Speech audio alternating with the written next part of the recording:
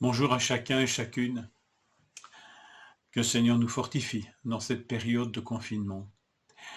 Je voudrais vous parler ce matin d'un service religieux sans frontières, sans barrières. Jacques 1,22. Pratiquez la parole, ne l'écoutez pas seulement, en vous abusant par de faux raisonnements.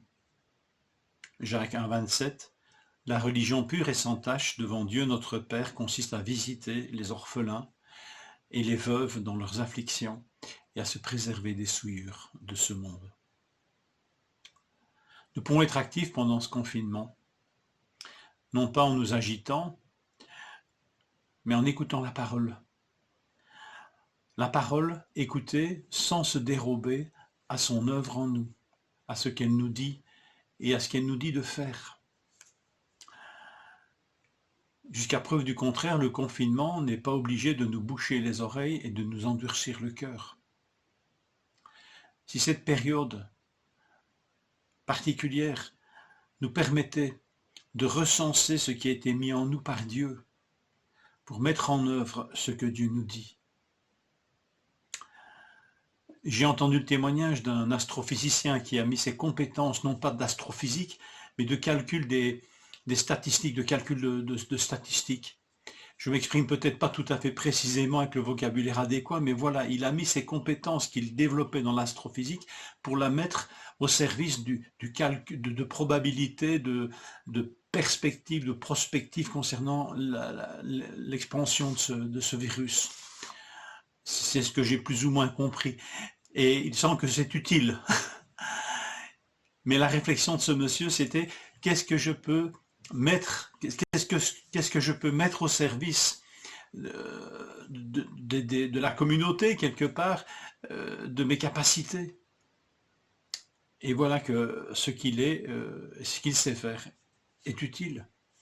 Alors voilà, c'est un peu cette démarche peut-être qui serait encouragée en chacun de nous, que nous puissions recenser tout ce que Dieu a mis, tout ce que nous savons faire, tout ce qui pourrait être utile dans cette situation particulière, que ce soit dans l'Église ou que ce soit envers ceux et celles qui nous entourent.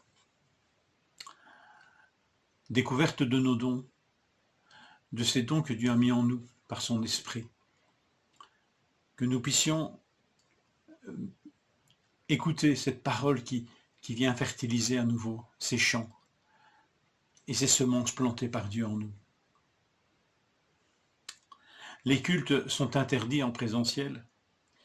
Le verset 27 nous parle en fait de cela. La religion pure, en fait, Darby traduit littéralement par service religieux. Ailleurs en Colossiens, à propos d'un culte des anges, on utilise c'est le même terme utilisé, ici pas traduit par religion, là-bas traduit par culte. Donc le culte, c'est une expression peut-être même extérieure d'une cérémonie religieuse. Et le service religieux qui est pur, est-ce qu'on pourrait parler de la quintessence du culte, de ce qui fait vraiment sa substance, de ce qui est le plus pur aux yeux de Dieu, eh bien, c'est de visiter. C'est de visiter les veuves et les orphelins. Comme lui, le Seigneur nous a visités.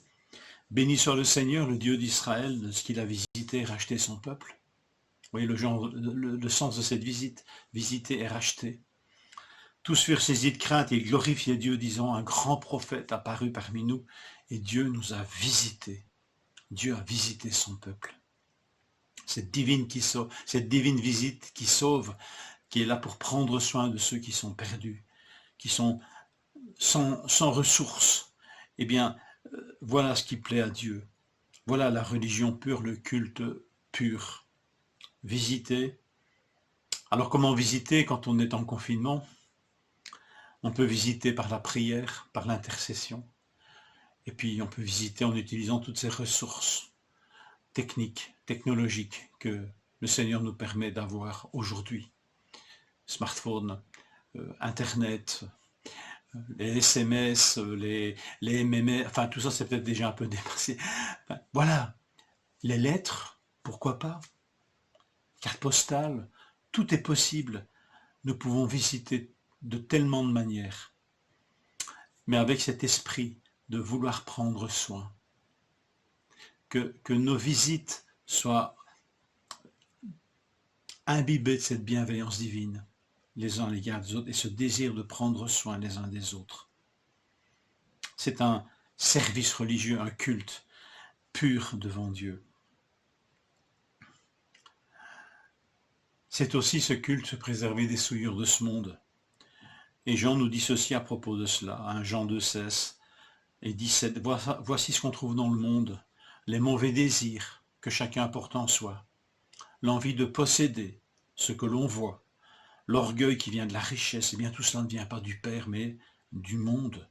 Le monde ne dure pas et les mauvais désirs ne durent pas non plus, mais celui qui fait ce que Dieu veut, celui-là vit pour toujours. Alors ce culte, nous pouvons l'offrir à Dieu tous les jours, sans restriction. Que le Seigneur nous y encourage. Bonne journée et bon culte.